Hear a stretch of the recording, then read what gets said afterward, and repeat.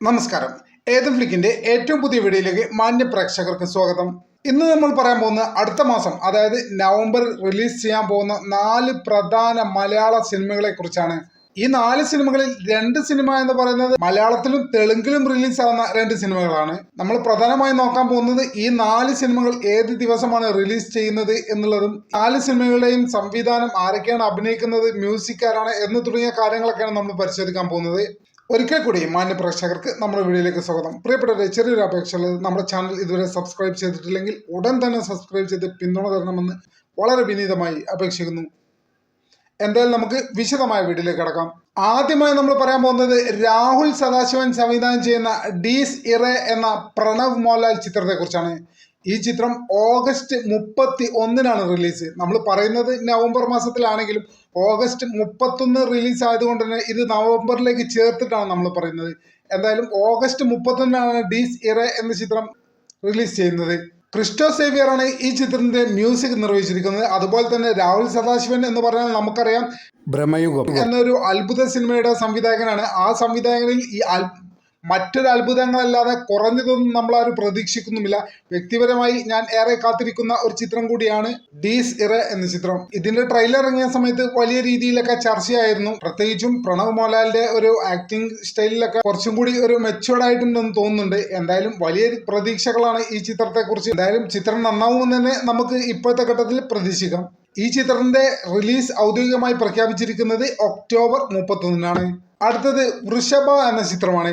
നന്ദകിഷോർ സംവിധാനം ചെയ്യുന്ന ഈ ചിത്രത്തിൽ മോഹൻലാൽ, നേഹ സക്സേന എന്നിവരാണ് കേന്ദ്ര കഥാപാത്രങ്ങളെ അവതരിപ്പിക്കുന്നത്. സാം CS ആണ് മ്യൂസിക് ചെയ്യുന്നത്. ഒരേ സമയം തെലുങ്കിലും മലയാളത്തിലും റിലീസ് ചെയ്യുന്ന ഈ ചിത്രം റിലീസ് തീയതി പ്രഖ്യാപിച്ചിരിക്കുന്നത് നവംബർ 6-നാണ്. അടുത്തത് കാന്ത എന്ന ചിത്രത്തെ കുറിച്ചാണ്. സെൽവമണി സംവിധാനം ചെയ്യുന്ന ഈ ചിത്രം MK ത്യാഗരാജ ഭാഗവതുമായി ബന്ധപ്പെട്ട ഒരു സ്റ്റോറിയാണ് എന്നാണ് അറിയാൻ സാധിച്ചത്. ദുൽഖർ സൽമാൻ, സമുദ്രകനി എന്നിവരാണ് കേന്ദ്ര കഥാപാത്രങ്ങളായി ഈ ചിത്രത്തിൽ എത്തുന്നത്. ഈ ചിത്രത്തിന്റെ റിലീസ് തീയതി പ്രഖ്യാപിച്ചത് നവംബർ 14-ാം തീയതിയാണ്. അടുത്തത് കളങ്കാവൽ എന്ന ചിത്രമാണ്. നമുക്കറിയാം, നമ്മൾ പ്രേക്ഷകർ, പ്രത്യേകിച്ചും മലയാളി പ്രേക്ഷകർ ഏറെ പ്രതീക്ഷയോടെ മമ്മൂക്കയുടെ തിരിച്ചുവരവിനായി കാത്തിരിക്കുന്ന ഒരു ചിത്രമാണ് കളങ്കാവൽ. മമ്മൂട്ടി ആരോഗ്യപരമായ ചില കാരണങ്ങളാൽ കുറച്ചു കാലം സിനിമയിൽ നിന്ന് വിട്ടുനിൽക്കുകയും മലയാളികൾ ഒന്നടങ്കം അദ്ദേഹത്തിന് വേണ്ടി പ്രാർത്ഥിക്കുകയും ചെയ്ത കാര്യങ്ങളൊക്കെ നമുക്കറിയാവുന്ന സംഗതികളാണ്. എന്തായാലും അതിനുശേഷം വരുന്ന മമ്മൂട്ടിയുടെ റിലീസ് ഏറ്റവും പുതിയ ചിത്രമാണ് കളങ്കാവൽ. ജിതിൻ കെ ജോസ് ആണ് ഈ ചിത്രം സംവിധാനം ചെയ്യുന്നത്.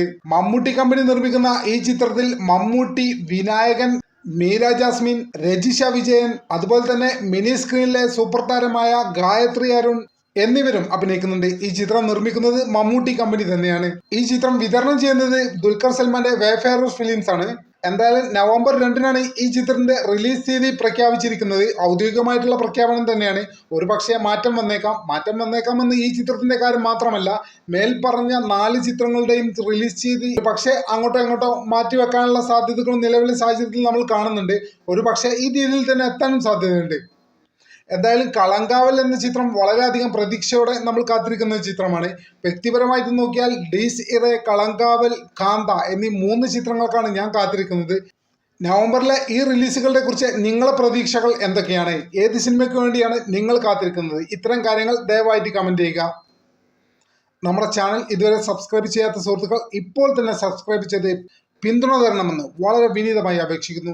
മറ്റൊരു വീഡിയോയുമായി ഒട്ടും വൈകാതെ കാണാമെന്ന പ്രതീക്ഷയോടെ തൽക്കാലത്തേക്ക് വിട പറയുന്നു. നന്ദി, നമസ്കാരം.